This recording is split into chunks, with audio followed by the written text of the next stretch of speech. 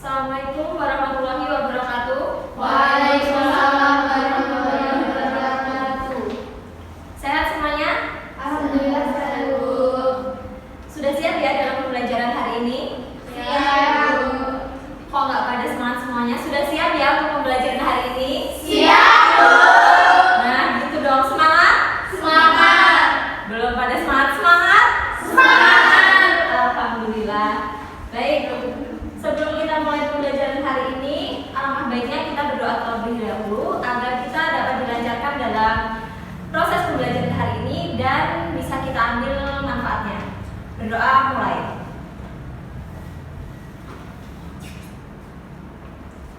Berdoa selesai.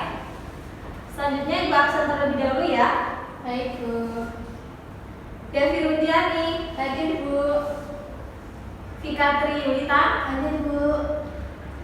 Isna, Hadir, Bu. Pita Mulia, Hadir, Bu. alhamdulillah hadir ya. Nurina, Hadir, Bu. Salsabila Dewi, Hadir, Bu. Sita, Hadir, Bu. Nihil ya. Ya. Hadir, Bu. Alhamdulillah. Nah, setiap pertemuan tuh harus nihil kayak gini. Jadi udah pada sehat ya. Sehat, Bu. Tidak ada yang sakit. Iya. Nah, alhamdulillah kalau begitu.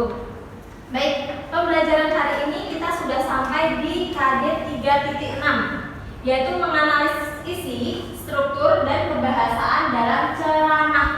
Nah, tujuannya nanti kita dapat mengidentifikasi isinya itu seperti apa, strukturnya ada berapa, apa saja, dan kebahasaannya dalam ceramah itu bagaimana.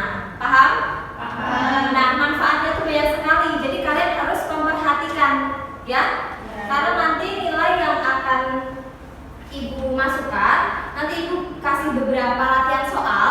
Kalian harus dapat memahami yang sudah Ibu jelaskan agar nilainya sampai di atas KKM ya. Baik, lanjut.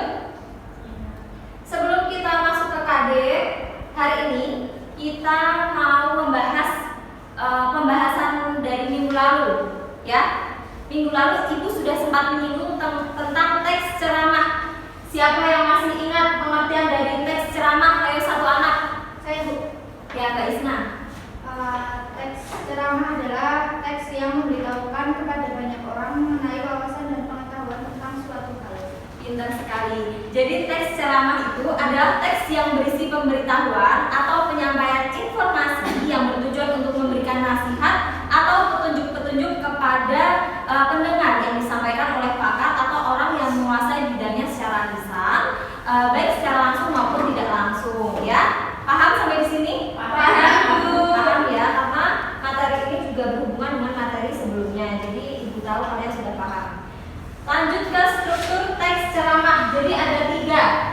Yang pertama itu pendahuluan yang memuat salam pembuka dan pengantar. Ayo semuanya diperhatikan dan dicatat ya. Ya, Bu. Nah, yang berupa pengenalan isu, masalah, ataupun pandangan pembicara tentang topik yang akan dibahasnya. Nah, bagian ini sama dengan isi dalam teks eksposisi yang disebut dengan isu. Jadi pendahuluan itu intinya memuat salam pembuka dan pengantar, ya.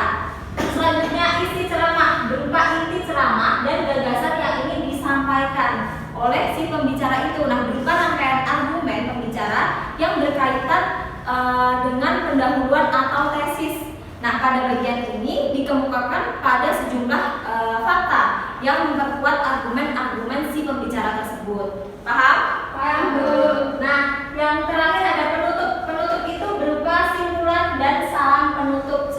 Seperti biasa, penutup itu ya biasanya selalu dengan salam penutup, wassalamualaikum, sama kesimpulan-kesimpulan dari pembicara sebelumnya berupa penegasan kembali atau pernyataan pertanyaan sebelumnya atau disebut simpulan.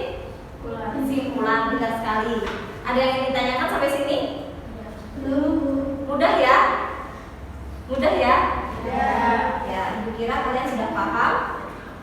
Karena kalian sudah agak tidak konsentrasi, Ibu lihat. Coba sekarang kaidah kebahasaan dalam teks ceramah ini, satu anak baca nomor 1, ada apa saja dari Mbak Isma?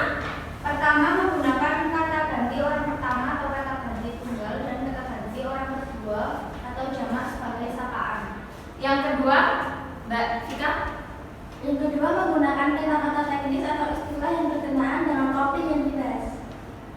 bagus. Yang ketiga Mbak Bila, Menggunakan kata-kata yang menunjukkan hubungan argumentasi atau sebab akibat seperti sebab karena oleh karena itu. baik. Yang keempat Mbak Devi, Menggunakan kata-kata yang menunjukkan adanya hubungan temporal perbandingan seperti namun, sebaliknya, kemudian. nomor 5 Mbak Mita, Menggunakan kata-kata kerja mental seperti diharapkan, memprihatinkan, memperkirakan, mengagumkan, menduga, berpendapat, berasumsi, menyimpulkan. yang terakhir Mbak Sita nomor 6.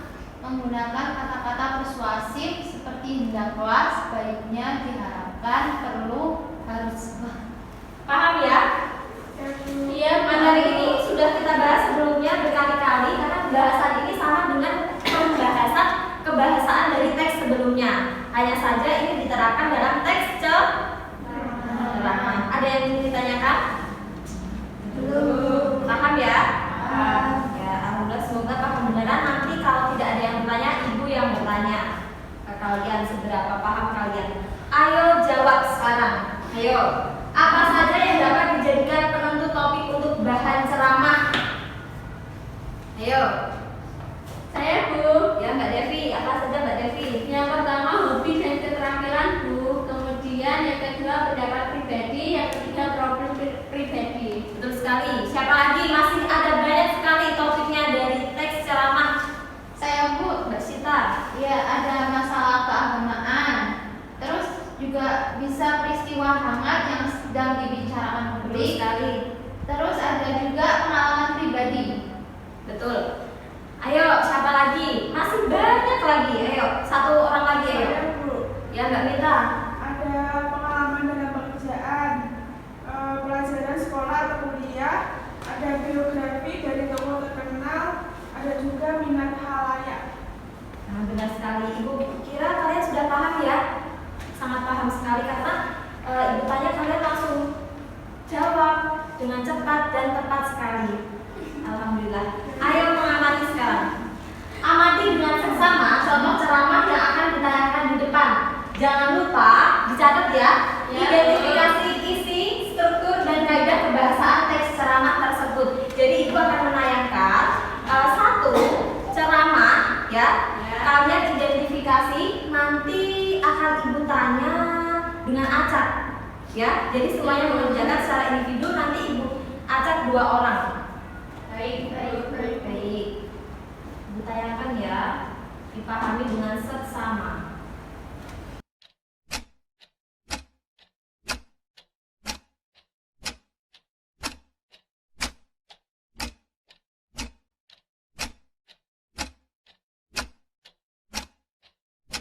Sudah.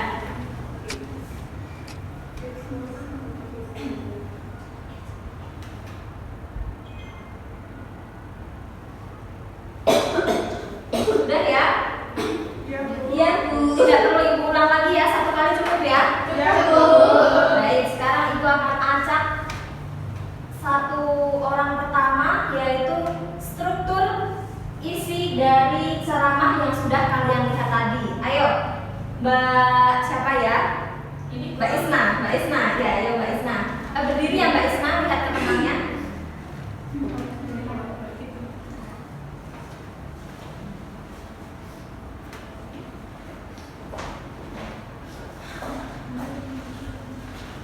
Perkenalkan, saya Isna. Saya di sini akan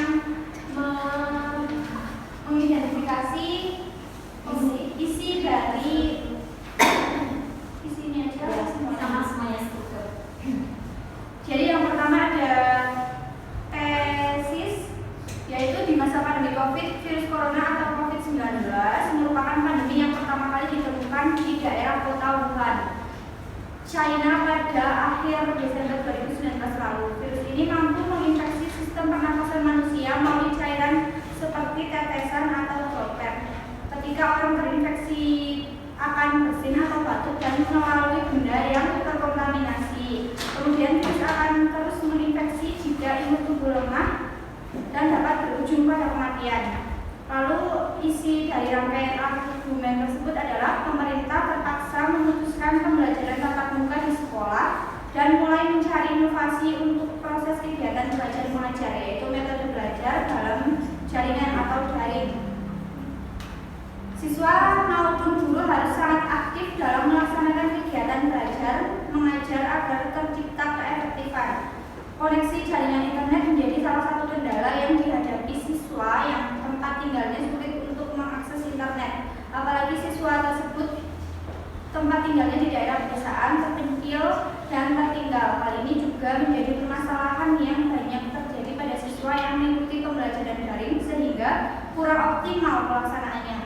Perlu disadari bahwa ketidaksiapan guru dan siswa terhadap pembelajaran daring juga menjadi masalah. Tetapi semua ini harus tetap dilaksanakan agar proses pembelajaran dapat berjalan lancar dan siswa aktif mengikuti walaupun dalam kondisi pandemi COVID-19.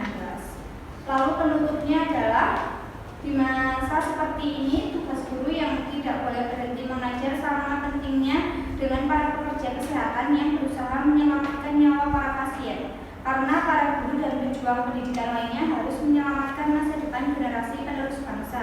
Begitupun pada siswa, ayo berpartisipasi penuh dalam pembelajaran daring dan tetap mengikuti protokol kesehatan agar pendidikan dan kesehatan dapat terjaga sejalan dengan manfaat lain yang akan menghampiri pula. Baik, terima kasih Mbak Isna. Tepuk tangan buat Mbak Isna.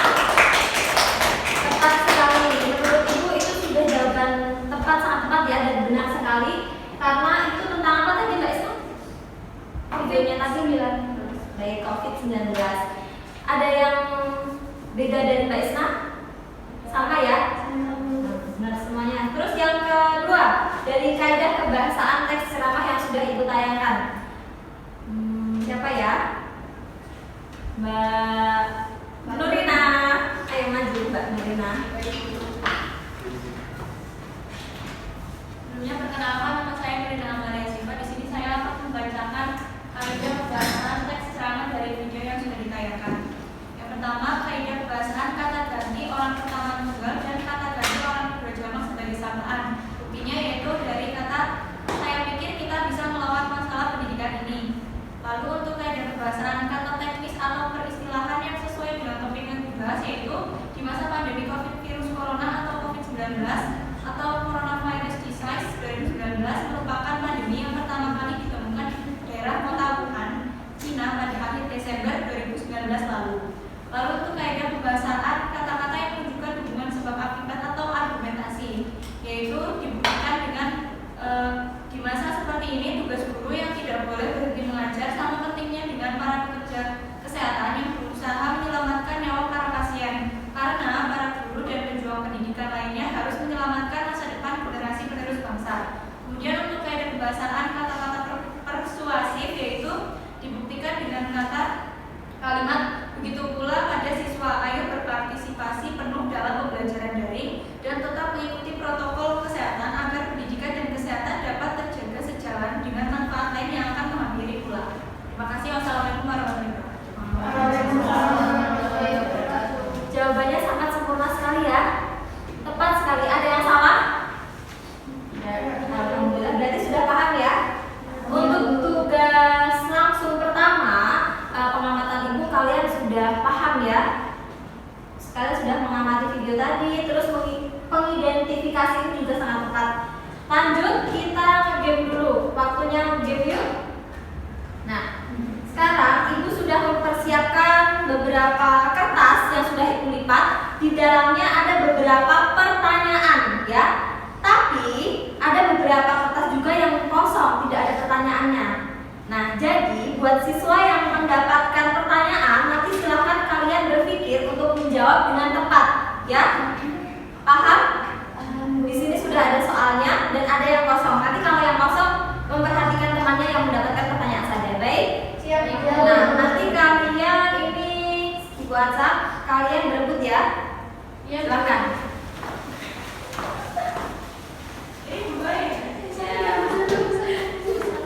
Jangan dibuka dulu. Jangan dibuka dulu. Sudah mendapatkan semuanya? Sudah. Siap? Siap. Sebelum dibuka, kalian mau tukar nggak sama teman kalian yang di sebelah? Enggak. Tidak. Enggak. Tapi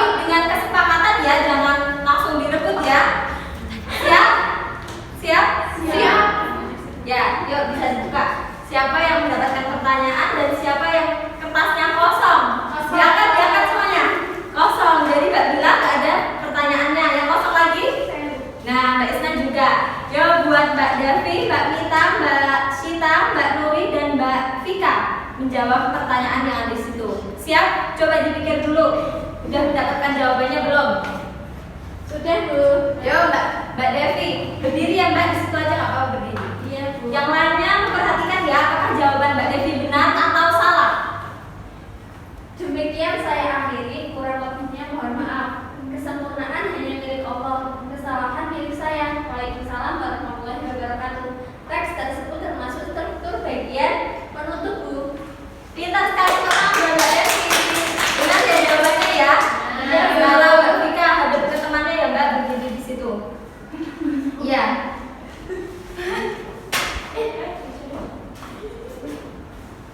Setiap orang pasti memiliki sebuah keluarga yang memiliki makna yang sangat mendalam. Bukan penjabarannya yang harus kita perhatikan, namun kasih sayang dari keluarga sangat penting dan tak dapat digantikan oleh siapapun. Karena dari lingkungan keluarga, kita akan mendapatkan kebahagiaan serta ketentraman batin.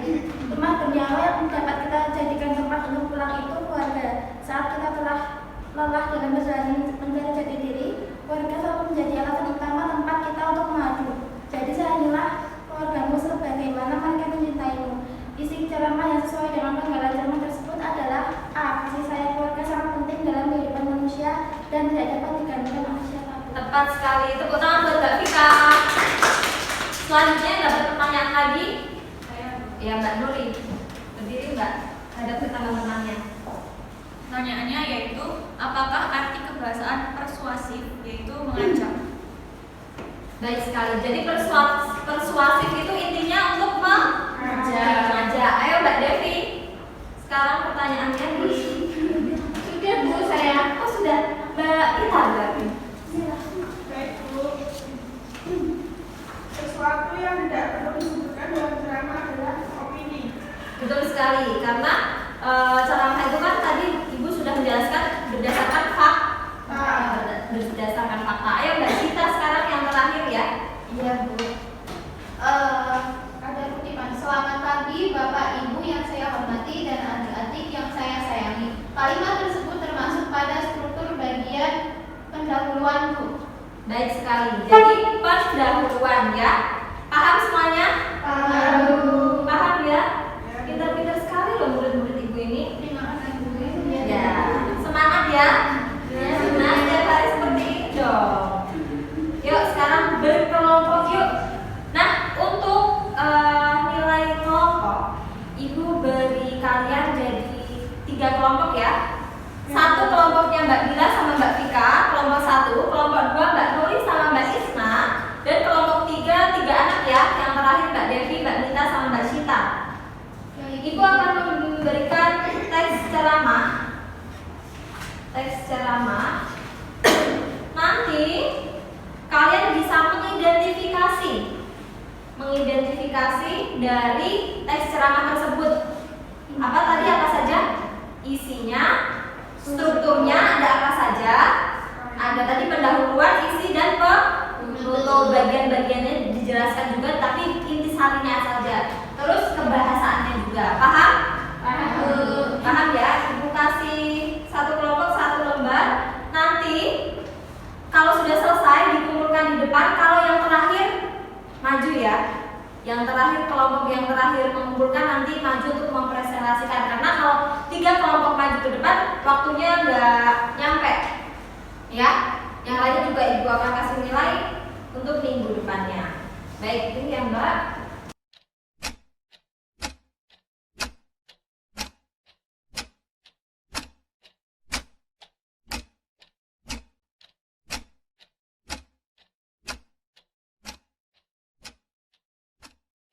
Kelompok 1 sama kelompok 2 sudah.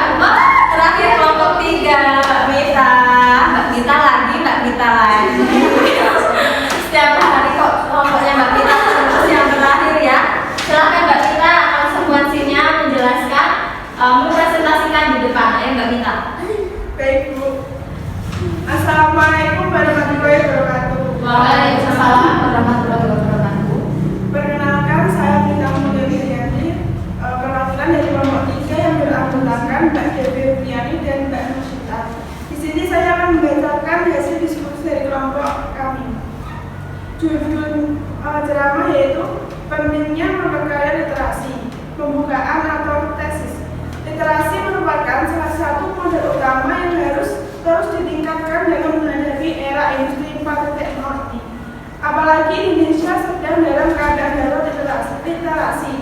Hal tersebut dibuktikan melalui penelitian PISA yang menempatkan Indonesia menjadi urutan ke-62 dalam minat membaca.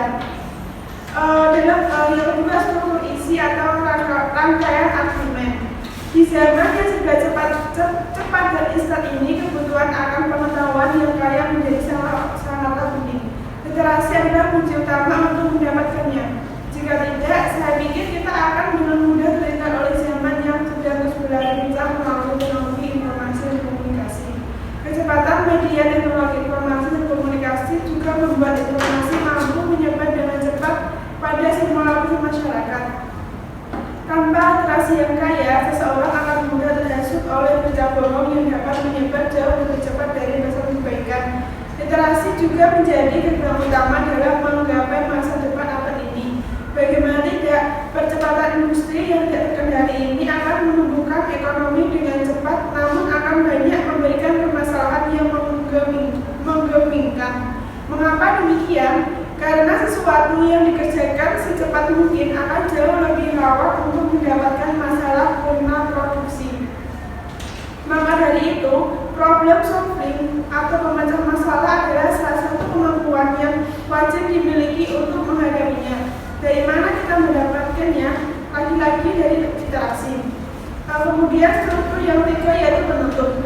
Oleh karena itu, pemahaman akan suatu wawasan dalam teks pengetahuan literasi haruslah terus ditingkatkan. Kita tidak dapat hanya mengandalkan internet untuk mengetahui sesuatu.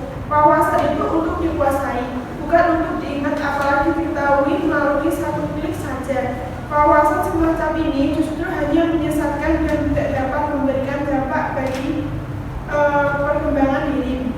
Selanjutnya itu kaidah kebiasaan dalam teks ceramah yang berjudul pentingnya memperkaya literasi. Kaidah kebiasaan, kata ganti orang pertama atau tunggal dan kata ganti orang kedua jamak sebagai sapaan pada kalimat. Jika tidak, saya pikir kita akan dengan mudah tertinggal oleh zaman yang sedang terus berlari kencang melalui teknologi informasi dan komunikasi. Kaidah yang kedua yaitu kata teknis atau peristilahan yang sesuai dengan topik yang dibahas. Bukti kata atau kalimatnya, literasi merupakan salah satu modal utama yang harus terus ditingkatkan dalam menghadapi era revolusi 4.0 ini. Kaidah bahasa yang ketiga yaitu kata-kata yang menunjukkan hubungan sebab akibat atau argumentasi terletak pada kalimat. Mengapa demikian? Karena sesuatu yang dikerjakan secepat mungkin akan jauh lebih rawan untuk mendapatkan masalah guna produksi. Kaidah kebiasaan yang keempat yaitu kata kerja mental. Bukti kata atau kalimat. Bagaimana tidak, percepatan industri yang tak terkendali ini akan menumbuhkan ekonomi dengan cepat, namun akan banyak memberikan permasalahan yang menggemingkan. Kaidah kebiasaan yang terakhir yaitu kata-kata persuasif, terletak pada kalimat. Oleh karena itu, pemahaman akan suatu wawasan dalam teks pengetahuan literasi haruslah terus ditingkatkan. Sekian dari kelompok kami. Terima kasih. Wassalamualaikum warahmatullahi wabarakatuh. Waalaikumsalam warahmatullahi wabarakatuh. Terima kasih Mbak. Ya. Besok lagi kelompoknya yang terakhir ya Mbak. Ya. Biar gantian sama temennya kelompok 1, kelompok 2. Udah paham? Paham. Mau lanjut lagi apa sudah nih? Sudah ya? Waktunya sudah hampir habis. Sebelum Ibu tutup, Ibu akan mengevaluasi pembelajaran hari ini. Sangat Ibu ucapkan terima kasih sekali. Murid-murid Ibu ini sudah aktif, pintar-pintar, memperhatikan dengan baik, sudah sehat-sehat, cerdas, tidak ada yang alfa. Nah, hari kayak gini harus dicontoh untuk hari-hari berikutnya ya. Paham ya? Nah, siapa tadi kan pengertian dari teks ceramah sudah dijelaskan oleh Mbak Isna.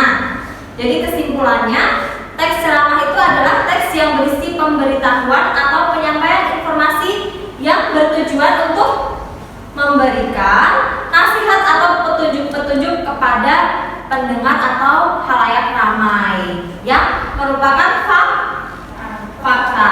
Lalu strukturnya ada apa saja tadi? Ayo.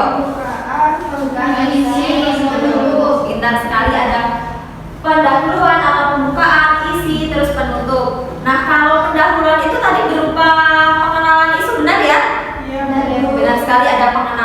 isu masalah pun dibicarakan di bagian awal. Langsung bagian ini sama dengan isi dalam teks eksposisi yang disebut dengan isu tadi. Yang kedua tadi ada isi berupa rangkaian argumen pembicara yang berkaitan dengan pendahuluan atau tesis. Sudah dicatat ya tadi ya? Baik sekali. Yang ketiga terakhir ada penutup. Penutup itu berupa apa tadi? Kesimpulan atau penegasan kembali dalam pernyataan-pernyataan sebelumnya. Tepuk tangan buat kita semua. Bahasanya juga sudah paham ya. Ibu kira kalian sudah pintar-pintar semuanya loh. Tapi jangan lupa, ibu kasih tugas juga. Ibu sudah mengirimkan tugas di WA group. Kalian bisa dilihat ya. Itu ada bagian-bagiannya. Kalian bisa mengerjakan tugas sesuai dengan konstruksi yang ada di situ. Paham? Jadi pertama itu carilah teks ceramah, lalu jelaskanlah bagian yang merupakan tesis, rangkaian argumentasi dan penegasan. Paham? Nanti bisa kalian catat. Oh ya, tidak dicatat tapi ini di print ya. Kalian sudah ibu kirimkan itu di print, nanti dikirimkan ke ibu, sudah dicetak nanti di kantor ya. Minggu depan ya dikirimkan ya, ketua kelasnya yang mengumpulkan. Terus ada bagian-bagian isi teks dan penjelasan ya. Soal kedua yang harus kalian kerjakan yaitu identifikasilah kaidah-kaidah yang ada pada teks tersebut. Topiknya apa?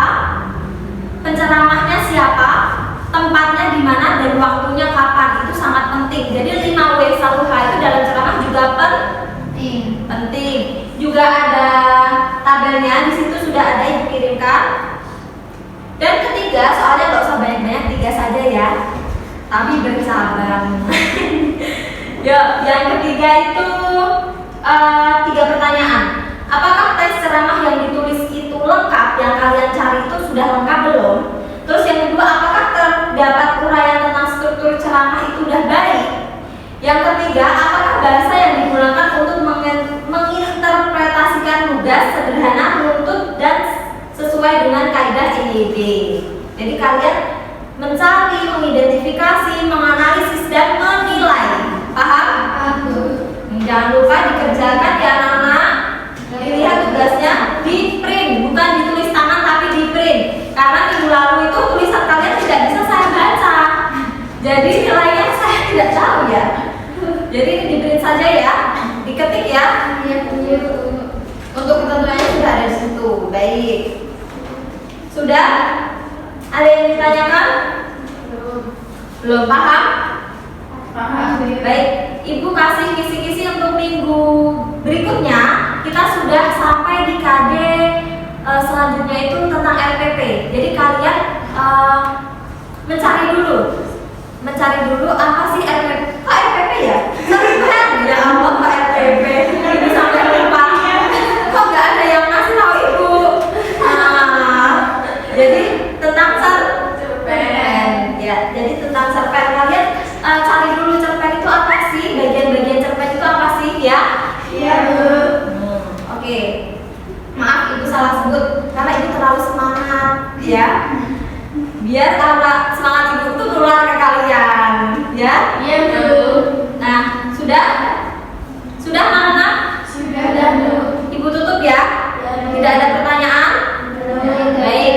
Ibu ucapkan terima kasih pada semuanya murid-murid ibu yang sudah berangkat dengan tepat waktu, tidak ada yang terlambat, sehat-sehat, sudah aktif, terutama siswa yang sudah aktif tadi juga sudah ibu catat ya, akan menambah nilai plus buat kalian semua.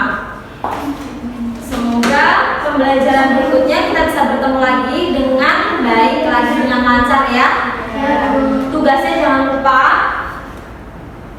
ya, ada beberapa tugas yang harus kalian kerjakan dan dipahami. Baik, pesan dari ibu itu saja.